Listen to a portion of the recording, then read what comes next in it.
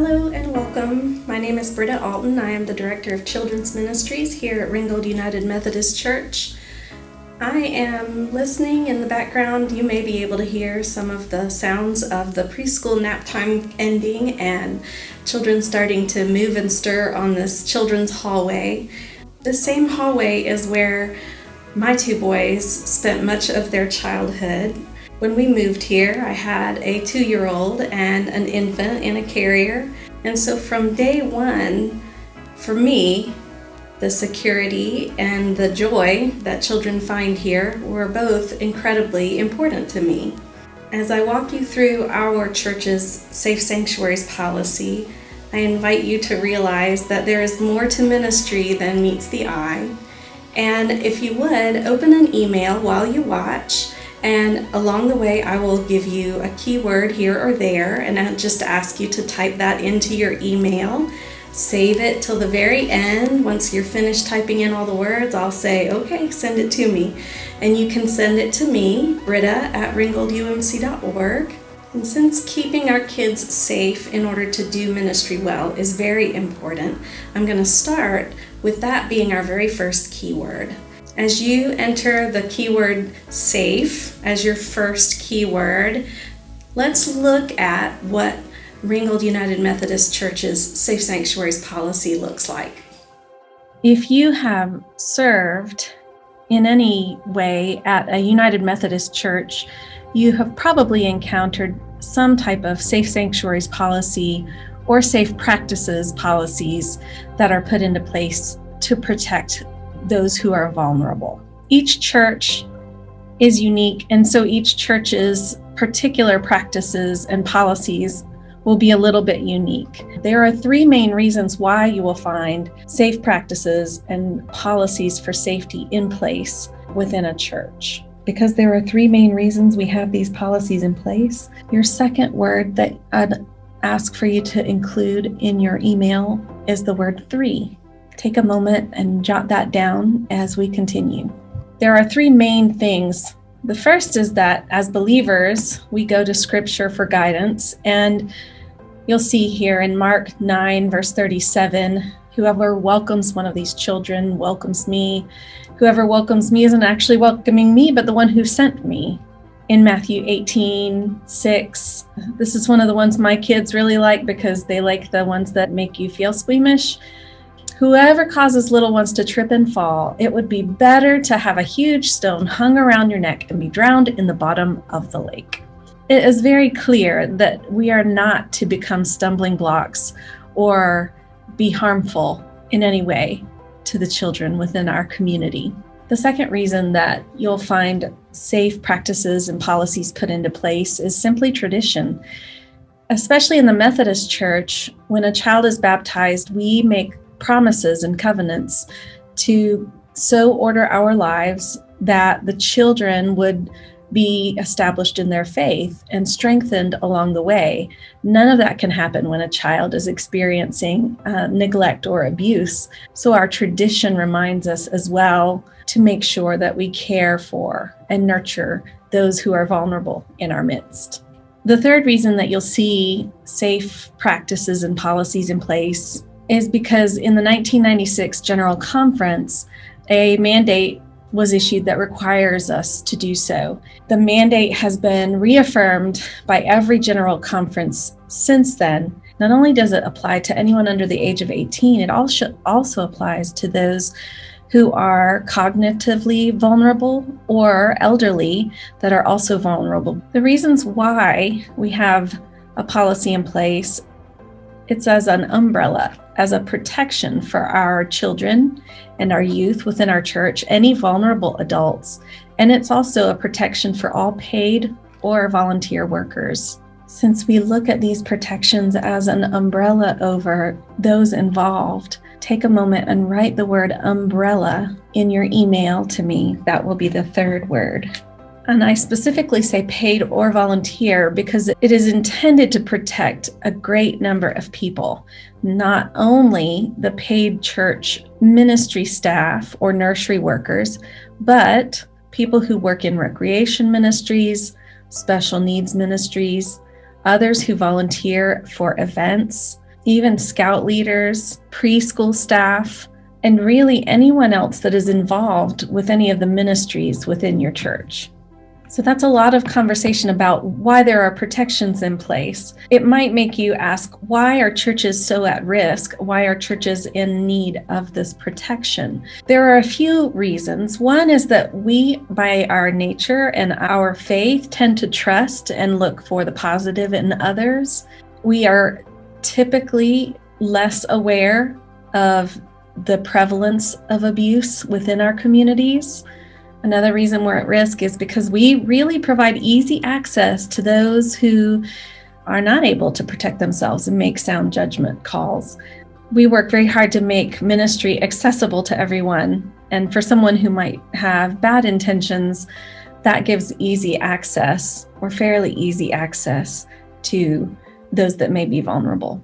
Oftentimes, we don't screen as well as other agencies do. We do screen, we do a background check on any of our people that are serving, anyone who serves here with children or vulnerable adults. Another reason that frequently churches are at risk is that we don't do enough training about appropriate interpersonal boundaries. What could happen if we do not have a safe sanctuaries policy in place? If there is no plan in place, there's often no insurance coverage. The church could be deemed negligent and an insurance company wouldn't want to cover liabilities for that church. With no safe sanctuaries practices in place, you also may encounter lawsuits based on allegations, whether they're true or false.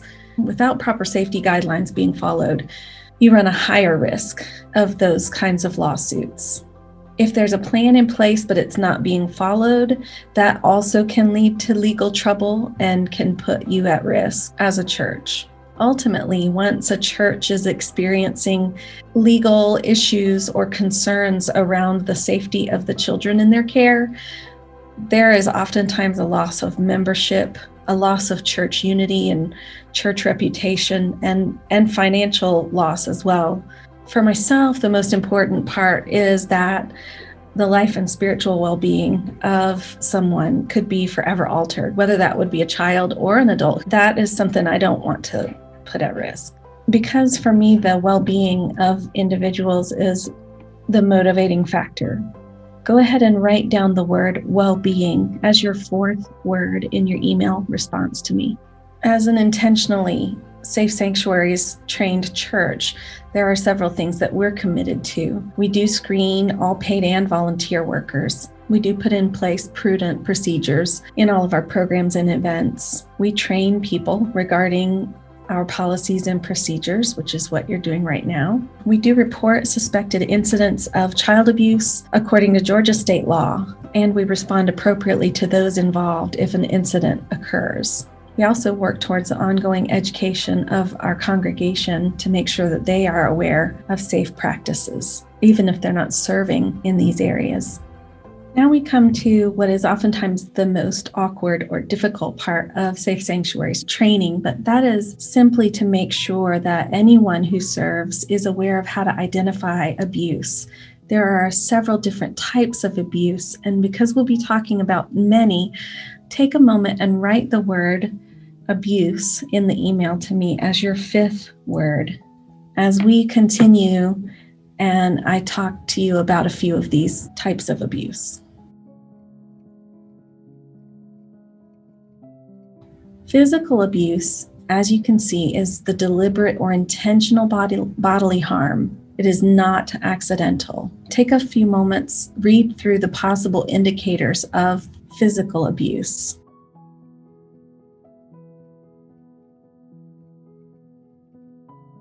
These are outward signs that you might make note of in observing someone who experienced physical abuse. Sexual abuse is about non-consensual sexual contact, no matter what individuals are involved. Take a few moments to look at the possible indicators that you might observe or encounter with someone who had experienced sexual abuse.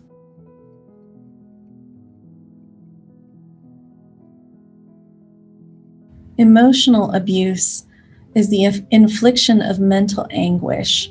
There are a lot of different ways that could happen, and it could be physical or simply emotional.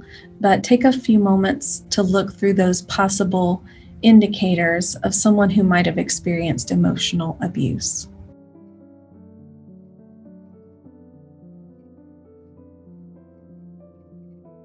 Neglect or abandonment are both types of abuse. Neglect is when care is not provided in a way that endangers an individual's health, safety, or welfare.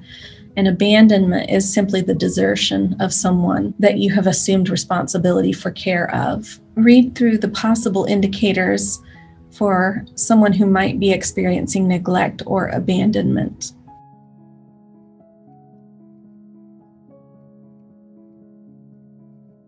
Ritual abuse is the regular intentional violation in a variety of ways that is done in order to appeal to a higher authority or power, whether that be something like a gang in power or even making reference to a spiritual power. Anytime someone is harmed for these reasons, that would be considered ritual abuse. Take a moment and look through those possible indicators that you might see with someone who has experienced ritual abuse.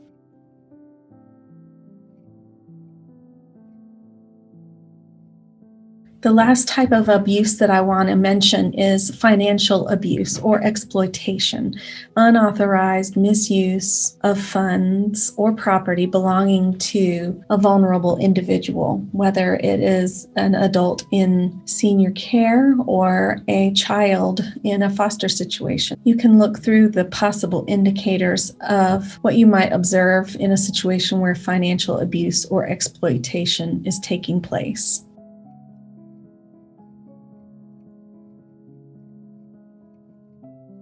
Okay, thank you for taking the time to go through that with me. I want to go on to the next part of what do you do in a situation where you believe you have observed abuse of some type. Take a moment and write down the word reporting as your sixth word. That's what we'll talk about here. There are 3 different kinds of actions that the church staff and volunteers should report. First of those is an accident.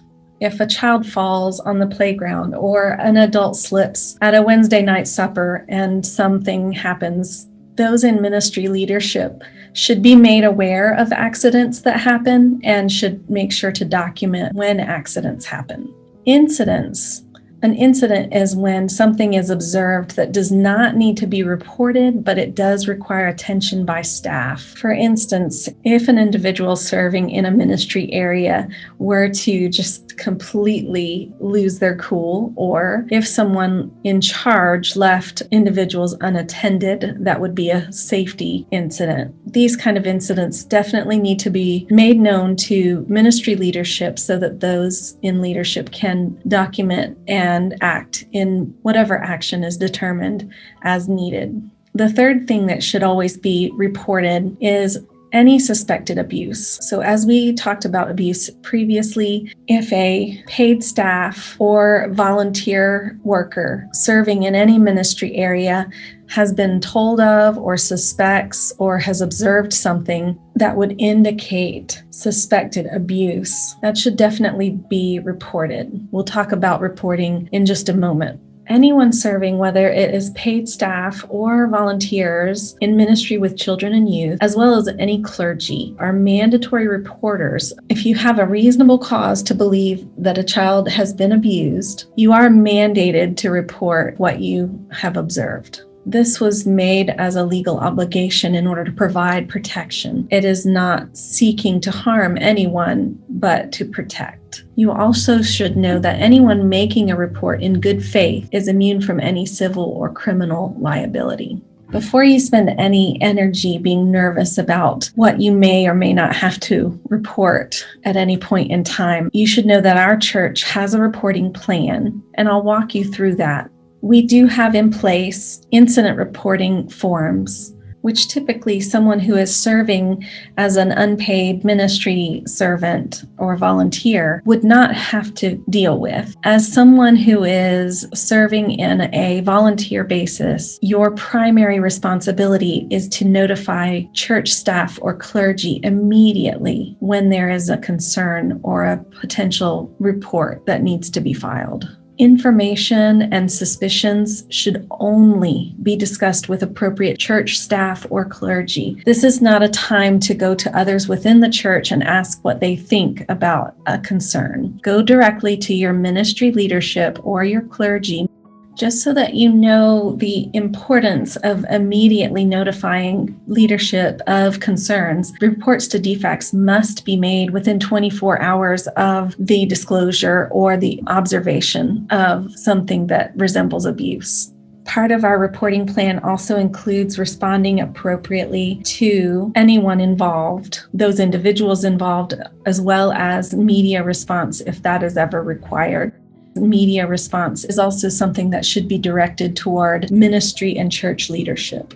I'm going to show you here information about how to report, but I do want to remind you, as a person who is serving voluntarily in a ministry area, your responsibility is primarily to pass information or concern along to leadership. These are the steps that ministry leadership will follow in a situation of suspected abuse. Take a moment to read through these details, but also pause and add the word leadership as your seventh word in your response to me. The possibility of having to report any suspected abuse brings up a lot of questions. There are several bits of information on this screen that may answer some questions and may also cause questions. If you would like to jot down any questions you may have specific to how you may be serving or based upon something that you have experienced in the past, take the time to do that right now so that you don't forget. These things are important to know. Immediately means fast. Do not go home and pray about something that you've observed that is a cause for concern. Contact your ministry leadership immediately. DFACS identifies that to mean within 24 hours, they should be made aware of the concern if it does ultimately end up needing to be reported to them. Not all reports that are made to DFACS turn into an investigation. There should never be any internal investigating done with regard to suspected abuse. That should be left to agencies whose job that is. You will find that with conversations with children, sometimes timelines are not clear. You may ask some clarifying questions about whether or not a person is still in their life or if what they're talking about is current. But if a child discloses things to you from their past, DFACS will not respond to anything that happened more than 6 months ago. It's also worth noting that DFACS does only respond to situations in which it is a caregiver or a custodian of a child, not an incident between children or other underage concerns. None of those things should prevent you from reporting a concern to church leadership, but it is good to know. As we move on, take a moment to write the word policies as the 8th word on your list. Each church has policies that are put in place, but it also has practices that are not necessarily policy. Our church has a safe sanctuaries policy in place. We have a children's ministry handbook that we utilize, and there are other written guidelines within other ministry areas as well. Those are written policy. If you have not already been forwarded a digital copy of the children's ministry handbook, be sure to ask for that in the email that you send back to me after this training. There is a lot of helpful information within that handbook for anyone who serves in the children's area. You'll see on the screen a few of the things that are covered, but it is very helpful for you to have that to reference when you're serving children at our church. Take a moment now to write down our 9th word, which will be practices. Different than written policy, our practices are put in place as a means of ensuring safety as well. It is our practice to educate and train those who serve about the policies that are in place. We also have practices of having permission forms for events or trips. We also have media releases in place simply as a means to ensure that care is taken with anyone who is involved with our ministry areas. There are also common guidelines and practices about how to find a substitute teacher if you're on a teaching rotation, or the proper way of sharing or posting things online so that you are careful of others.